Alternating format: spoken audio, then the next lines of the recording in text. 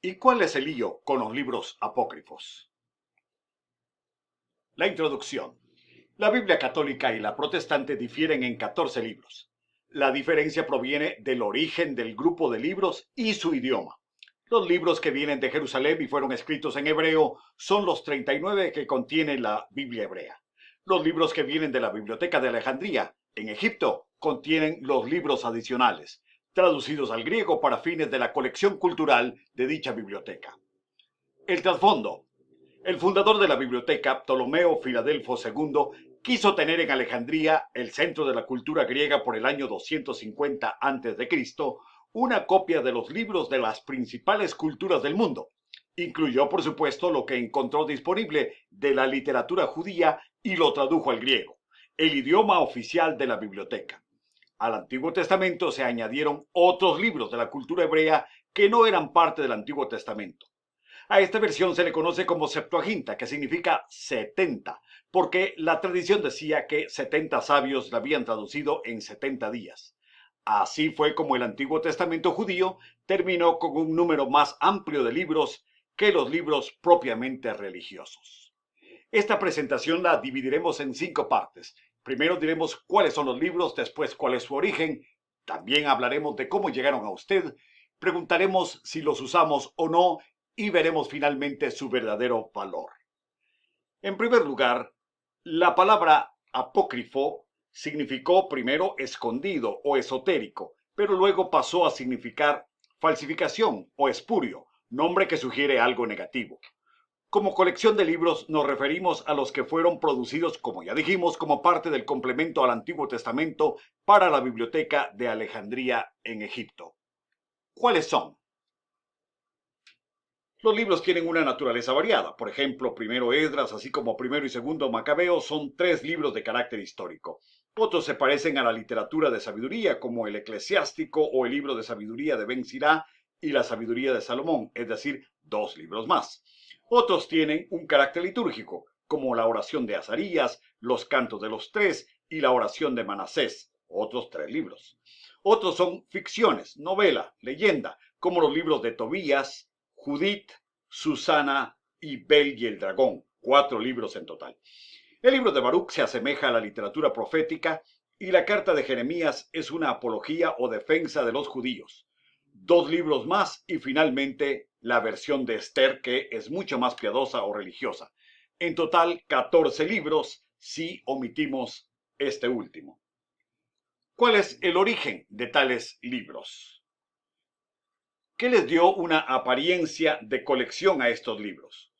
Por un lado, que en su conjunto los judíos no los citaron en el Nuevo Testamento ni son parte del Antiguo Testamento o Biblia hebrea.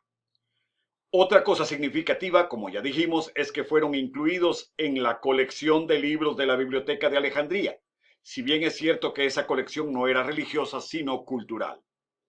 Finalmente, su presentación en conjunto, primero en griego y luego en latín. Eso les dio la apariencia de estar al mismo nivel de los textos del Antiguo Testamento, por ser todos ellos textos judíos.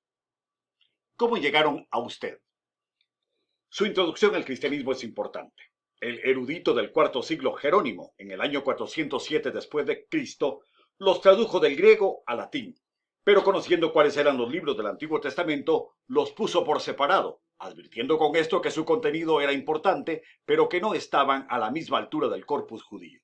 Eso levantó debates y discusión, así como la libertad entre los menos preocupados en el tema para usarlos sin restricción alguna. Adquirieron así el carácter de una colección que en sí mismos no tenían. A lo largo de la Edad Media, del año 500 al año 1500, se popularizaron. Martín Lutero mismo consideró que los apócrifos contenían información histórica importante y por ello decidió incluirlos en su famosa traducción, si bien separados del Antiguo Testamento bajo el título apócrifos, es decir, que no son parte del corpus judío de libros sagrados. La Iglesia Anglicana y el arzobispo de Canterbury, George Abbot, ordenaron en 1611 que todas las impresiones de la Biblia en inglés tuvieran los apócrifos. Esa práctica fue cayendo en desuso aún en Inglaterra en generaciones posteriores. Las versiones protestantes rehusaron usar los apócrifos por razones doctrinales. Las primeras Biblias que repartieron los colportores o distribuidores de la Biblia en las Américas a principios del siglo XIX incluían los libros apócrifos. Las Biblias castellanas repartidas por colportores ingleses de la Sociedad Bíblica Británica y extranjera eran de la versión católica del padre Cío de San Miguel, SCIO, y probablemente su inclusión se debió al peso de la tradición medieval, hasta que hubo un debate en la Sociedad Bíblica Americana que puso fin a esa práctica. Los norteamericanos dijeron, si nosotros no tenemos esos libros en las Biblias que entregamos en inglés, ¿por qué debemos repartirlos en las publicaciones que hacemos en castellano?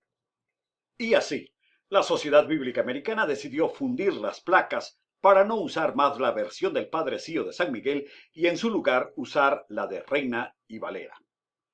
¿Cuál es el criterio para su uso? Un argumento de poco valor para justificar su uso es que los grandes literatos ingleses, entre otros Chaucer, Shakespeare, Milton, Ruskin, Longfellow, usan frases y citas de los apócrifos con cierta frecuencia, así como aparecen también aludidos por autores cristianos en el arte, himnos y poesía de la época. En cuanto al valor que algunos evangélicos les asignan como literatura devocional o inspiracional, es un asunto más discutible. Por tanto, que alguien se sienta conmovido por sus cantos, poemas u oraciones no es muy diferente al que lagrimea cuando escucha una canción romántica.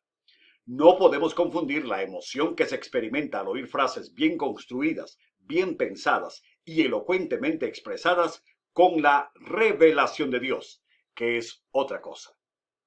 ¿Cuál debería ser el uso de los apócrifos?